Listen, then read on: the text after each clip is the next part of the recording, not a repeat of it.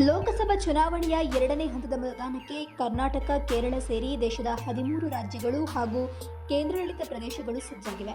ಕರ್ನಾಟಕದ 14 ಲೋಕಸಭಾ ಕ್ಷೇತ್ರಗಳು ಸೇರಿ ಎರಡನೇ ಹಂತದಲ್ಲಿ ಶುಕ್ರವಾರ ಒಟ್ಟು 88 ಕ್ಷೇತ್ರಗಳಲ್ಲಿ ಮತದಾನ ನಡೆಯಲಿದ್ದು, ಇದಕ್ಕಾಗಿ ಚುನಾವಣಾ ಆಯೋಗ ಸಕಲ ಸಿದ್ಧತೆಯನ್ನು ಮಾಡಿಕೊಂಡಿದೆ.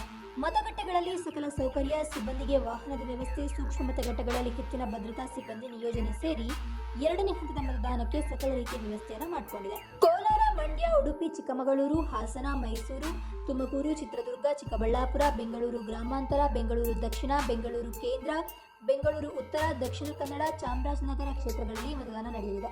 ಬೆಳಗ್ಗೆ 7 ಗಂಟೆಯಿಂದ ಸಂಜೆ 5 ಗಂಟೆವರೆಗೆ ಮತದಾನ ನಡೆಯಲಿದೆ. ಮತಗಟ್ಟೆಗಳಲ್ಲಿ ಹೆಚ್ಚಿನ ಜನರ ಸರತಿ ಸಾಲು ಇದ್ದರೆ ಮತದಾನದ ಸಮಯವನ್ನು 1 ಗಂಟೆವರೆಗೆ ವಿಸ್ತರಣೆಯನ್ನು ಮಾಡಲಾಗಿದೆ. ಇನ್ನು ಕೇರಳದ 20, ಕರ್ನಾಟಕದ 14, ರಾಜಸ್ಥಾನ 13, ಉತ್ತರ ಪ್ರದೇಶ ಹಾಗೂ ಮಹಾರಾಷ್ಟ್ರದ ತಲಾ 8, ಮಧ್ಯಪ್ರದೇಶ 6, ಬಿಹಾರ ಹಾಗೂ ಅಸ್ಸಾಂನ ತಲಾ 5, ಛತ್ತೀಸ್ಗಢ ಹಾಗೂ ಪಶ್ಚಿಮ ಬಂಗಾಳದ ತಲಾ 3, ತ್ರಿಪುರಾ, ಜಮ್ಮು ಕಾಶ್ಮೀರ ಹಾಗೂ ಮಣಿಪುರದ ತಲಾ 1 ಕ್ಷೇತ್ರಗಳಲ್ಲಿ ಒಟ್ಟು 7 ಹಂತಗಳಲ್ಲಿ ನಡೆಯುವಂತಹ ಚುನಾವಣೆಯು ಜೂನ್ 1ರಂದು ಮುಕ್ತಾಯವಾಗಲಿದೆ. ಜೂನ್ 4ರಂದು ಚುನಾವಣಾ ಫಲಿತಾಂಶ ಪ್ರಕಟವಾಗಲಿದೆ.